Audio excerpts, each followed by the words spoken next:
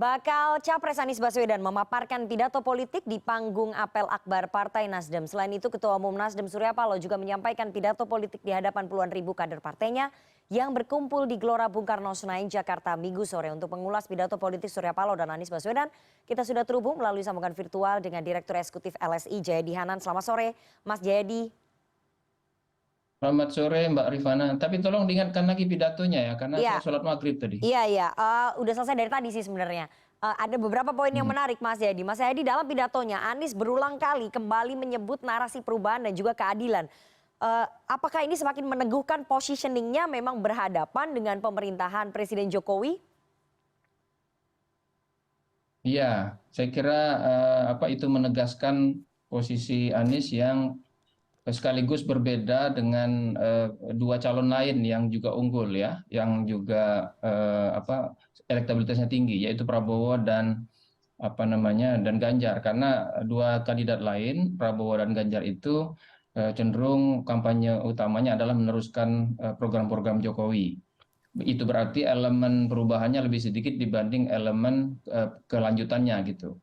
Jadi meskipun sebetulnya Pak Anies bisa memberikan argumen bahwa perubahan dan keadilan itu tidak mesti bertentangan dengan pemerintahan yang sekarang kan, karena keadilan juga meskipun mungkin bagi sejumlah orang masih banyak masalah, aspek-aspek keadilan juga tampaknya menjadi program yang diunggulkan oleh Jokowi. Misalnya keadilan kepada masyarakat kecil, misalnya masyarakat yang terkena dampak krisis pandemi dan sebagainya itu.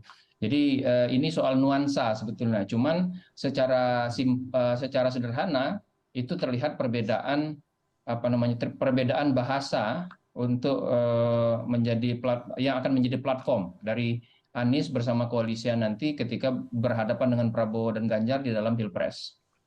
Oke, Mas J, Anies juga mengatakan siap menghadapi ujian dan perjuangan besar. Ini apa nih, pesan bahwa tingkat pencalonannya rawan dijegal atau bagaimana? Iya, memang saya kira ujiannya bisa dua itu ya. Hmm. Satu, sampai hari ini cawapresnya belum diputuskan gitu. Memang pihak KPP, Koalisi Perubahan untuk Persatuan itu menyatakan sebelumnya sudah ada nama di kantong Anies dan semuanya sepakat untuk menyerahkan cawapres kepada Anies. Tapi kita sering mendengar minimal lewat media ya saling adu argumen Iya, iya. walaupun mungkin tidak terlalu tajam antara Nasdem dengan Demokrat. Dan yang baru ya, sampai hari ini kan, misalnya AHY menyatakan soal pertanyaan bahwa apa kalau AHY tidak jadi wapres akan pergi atau tidak, menurut dia pertanyaannya harus dibalik gitu. Lalu Pak Ahmad Halim menyambut walaupun tidak langsung pernyataan itu dengan mempertanyakan komitmen Demokrat kalau AHY tidak dijadikan cawapres. Jadi Oke. tampaknya memang eh, belum diputuskannya wapres ini tampaknya bisa jadi bukan hanya soal waktu sebetulnya, tapi juga memang belum bulat keputusannya itu. Masih ada pihak yang keberatan kalau AHY menjadi cawapres. Hmm.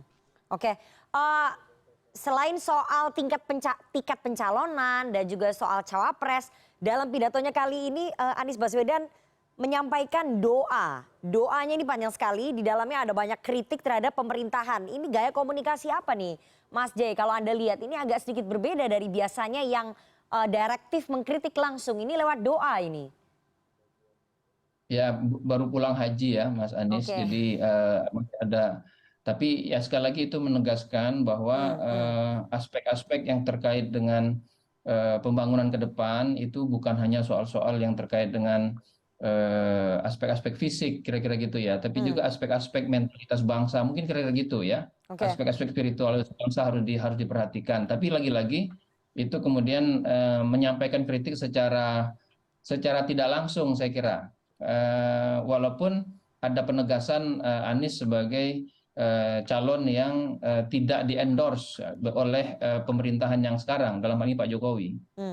Oke, selain selain soal yang tadi Anda sampaikan ya, analisis yang Anda sampaikan, apakah ini semakin mengokohkan dirinya ataupun Anies sebagai capres yang kuat sisi religiusnya menggunakan doa meskipun baru pulang haji, menurut Mas J? Saya kira semua capres memproyeksikan dirinya sebagai sosok yang religius kan. Jangan Oke. lupa Anies bersama Ganjar kan sama-sama di Saudi tuh, sama-sama ketemu pihak pemerintahan Saudi ya. Jadi secara langsung atau tidak langsung itu menegaskan gitu, menegaskan sisi religius. Dan sebetulnya pihak-pihak yang boleh disebut sebagai sangat religius, sangat santri, walaupun yang non NU, yang pada 2019 kebanyakan mendukung Prabowo itu sebagian besar menurut saya sudah ke Anies. Jadi sebetulnya penegasan religiusitas itu tidak terlalu penting lagi bagi Anies karena orang sudah paham bahwa baik dirinya itu punya apa itu personality antara lain religius dan pendukungnya juga punya segmen yang cenderung religius. Jadi sebetulnya ini lebih ke penegasan ke basisnya. Mungkin ya pidato kali ini ditujukan untuk mengkonsolidasikan basis agar lebih siap mental, lebih militan begitu untuk memperjuangkan diri bergerak ke depan sehingga nanti upaya Anies untuk bergerak lebih ke tengah mengambil pemilih yang mungkin lebih independen atau masih cenderung melihat sinyal-sinyal dari Jokowi atau di daerah-daerah yang pada 2019 Jokowi menang itu bisa dilakukan dengan militansi pendukung utama Anies yang ada sekarang yang jumlahnya kalau berdasarkan survei sekitar 20%. Oke, oke. Selain soal pidatonya Mas Anies Baswedan ya, tadi kan Ketua Umum Partai Nasdem Pak Surya Paloh juga menyampaikan pidato politik ini menarik bahwa Surya Paloh menyinggung soal dukungannya kepada Presiden Jokowi di Pilpres 2014 karena memiliki kesamaan pandangan tentang perubahan yakni soal revolusi mental. Tetapi hasilnya belum maksimal, kritiknya nggak begitu keras seperti biasanya. Apa yang Anda baca, Mas J? Iya, karena sampai hari ini Pak Jokowi juga tidak mengeluarkan Pak Surya Paloh ya dari koalisi pemerintahan, belum ada tanda-tanda. Walaupun Menteri Pak Surya yang berasal dari Nasdem yaitu Johnny G Plate tersandung kasus hukum kan gitu.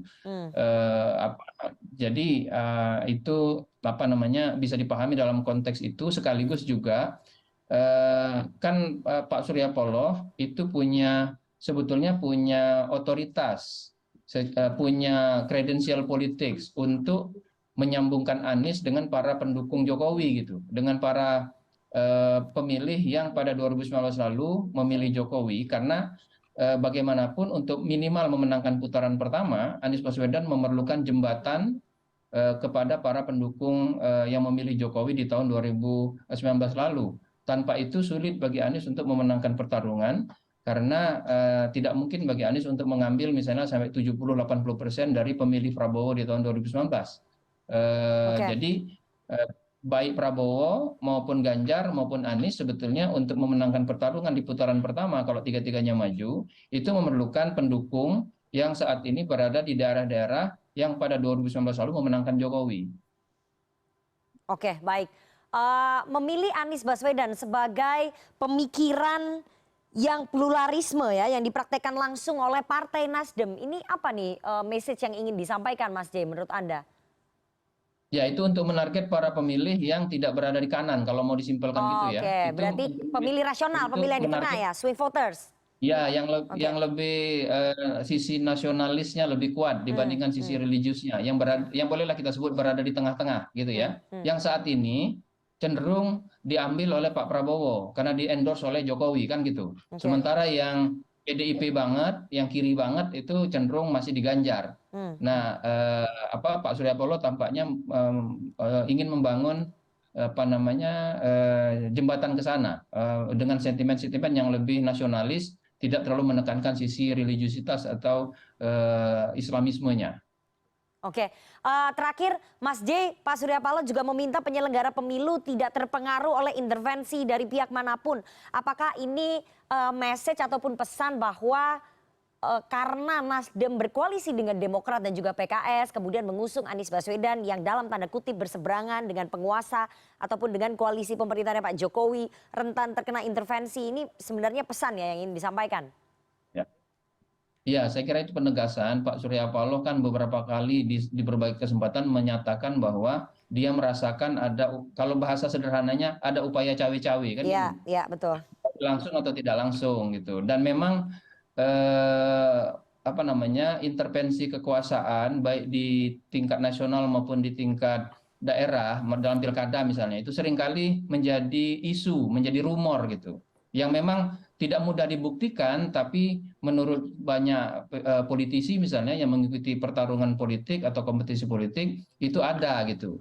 Nah, saya kira ini semacam upaya mendesak gitu supaya pemilunya dilaksanakan secara netral gitu, dan para penyelenggara pemilu yang seringkali diasosiasikan dengan kekuasaan pemerintah itu diminta netral. Saya kira itu himbauan yang bukan hanya bersifat normatif tapi juga semacam warning gitu, Oke, baik. supaya supaya setiap pihak tidak usah bermain-main dengan isu-isu netralitas. Dan saya kira itu hal yang seharusnya begitu di negara Baik, demokrasi ya. baik.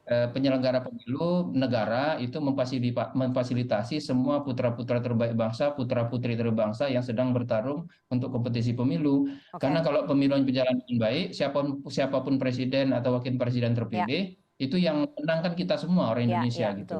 Oke, kita ulas tadi ya secara komprehensif baik pidatonya Anies Baswedan maupun Surya Paloh. Tapi kalau kita bisa simpulkan Mas secara singkat menurut Anda ini pidatonya gimana nih?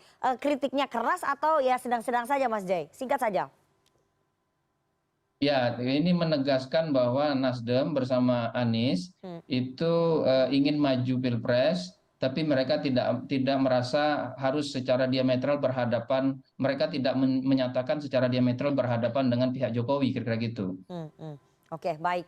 Terima kasih sekali Direktur Eksekutif Lembaga Survei Indonesia Mas Jayadi Hanan atas ulasannya yang sangat komprehensif atas pidato politiknya Ketua Umum Partai Nasdem Surya Paloh dan juga Baca Pres Anies Baswedan. Terima kasih Mas Jay sudah bergabung sore hari ini di CNN Indonesia Newsroom. Sehat selalu.